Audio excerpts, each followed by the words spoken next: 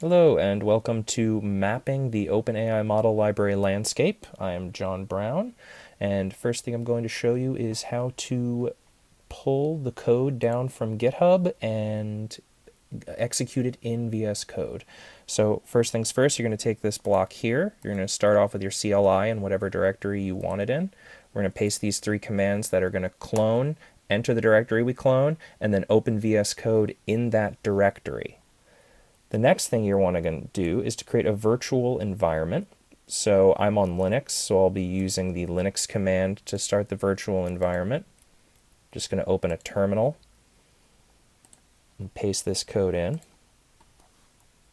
You should know that the virtual environment is working properly because it should say venv next to the beginning of your CLI over here.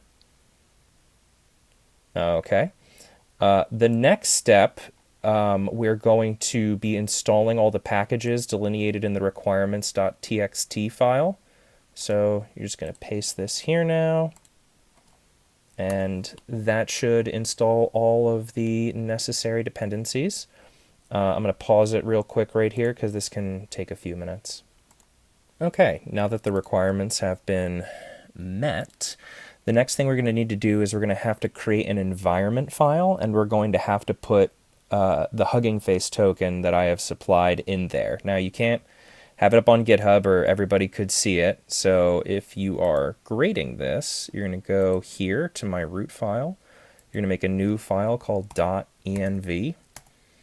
Okay, and then you just got to go into my submission. There's something here called HFKey. Just copy what's inside of that directly into that file. I'm going to do that right now so nobody can see. Okay, my environment file now has that key so that the code will actually be able to interface with the API without a problem.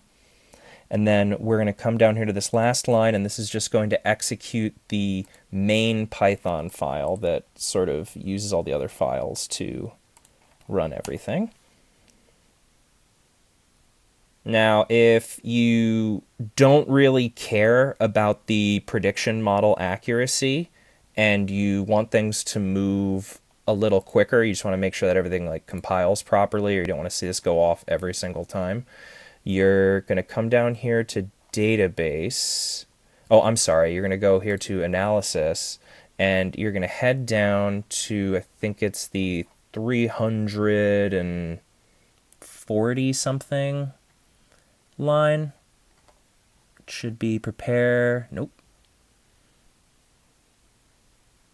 Right here. Run prediction models no likes. If you go to line 346 and make this number much smaller, things will run quicker. In addition, after you've run this once, after you've run main once, you might want to come over here and just comment out full populate database. That way you don't have to do what's happening right now, which it's collecting lots of data and populating the database with that data from the API. So you don't really have to do that every time just to relook at results and things. So I'm going to pause the video again. I'm going to let this continue to populate the database. And then once it's done and once the prediction models have run, I will go over what all of the various functions here do and how the code just operates in general. So let me just pause this and then we can wait a little bit. Okay, so after the prediction models have finished running, you're going to get a fairly sizable output and a few different images. So the order of operations is first the database is fully populated. To see that, you're going to want to go to the DB file. This is the full populate database. We're going to make tables, then we're going to perform these two functions. Make tables is pretty simple. That one's just going to be a bunch of SQL commands to make the actual tables from my schema. Then these are two different means of populating the database. Because I was limited to 750 results per pull, I have two different methodologies. This one, okay, is populating by search. This is populating by global maximums like downloads and likes and like newest and recently modified and things. And then this is we're populating the database it uses this like search function here, and it's going to use the search function from the API on all these different keyword tasks that I got from the API. Like these are very common keywords, and these are common search terms, and basically it's going to go one by one, and it's going to search through all of these in order to populate the database. Once it's all done, you're going to end up with a database that's approximately a little under 10,000 rows, and it's going to have something like 34,000 different tags, and then actually 761,000 different model tags. So that's just all of the models times the various tags. After the database is completely populated, we can go back and we can look at the full analysis of the database. So if you go to the analysis section, come down to the bottom, you can see the full analysis. So what this is going to do, it's going to be printing out the percent downloads by however much percent we're looking at. So this is like what percent of the downloads are from the top 0.1%. Then basic stats is going to be things like the columns and data types for the different models. You'll find the top models that are getting downloaded, the top models for each year, the most popular authors, various pipeline tag analyses, like what are the most common ones and things, library stats, and then the null summary is at the bottom down here. So this is how many missing pieces of data we have inside of the database. So as we come down here, these are all those results. Here's year by year by year. We have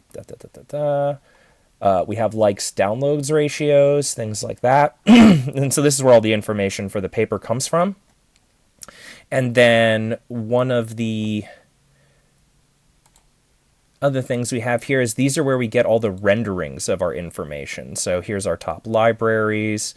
Graph libraries by downloads, and that's where you get a lot of the images that you see in my report.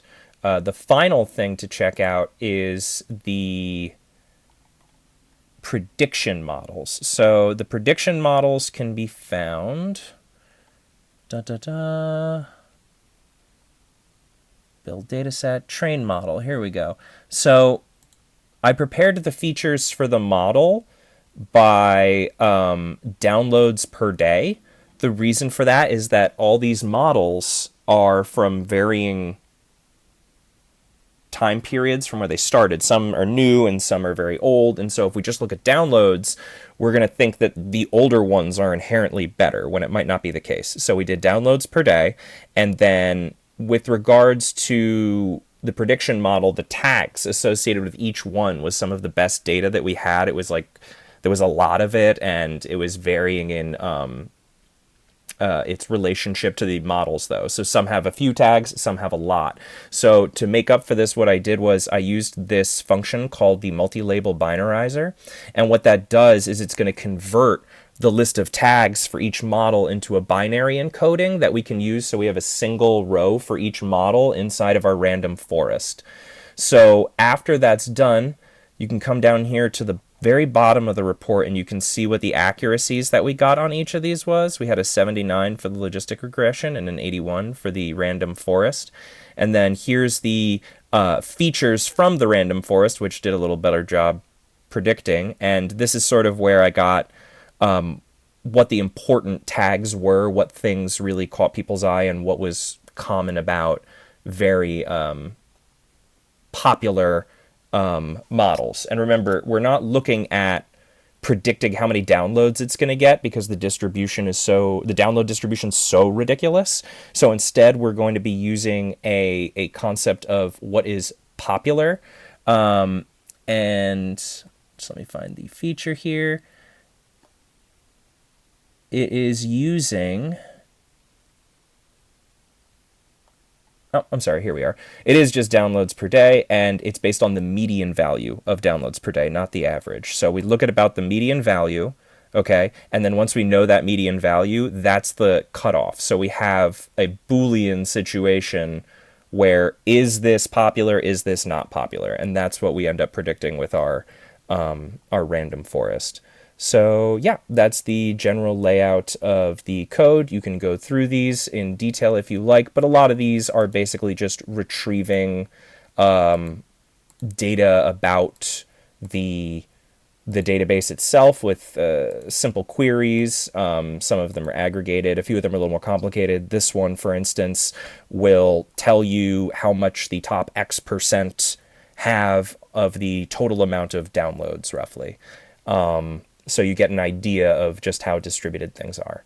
So yeah, that's the layout of all of my code. It should be broken up into database analysis, render, and main just executes everything all at once. Thank you for taking the time to look at my project, and I hope you found something interesting in it.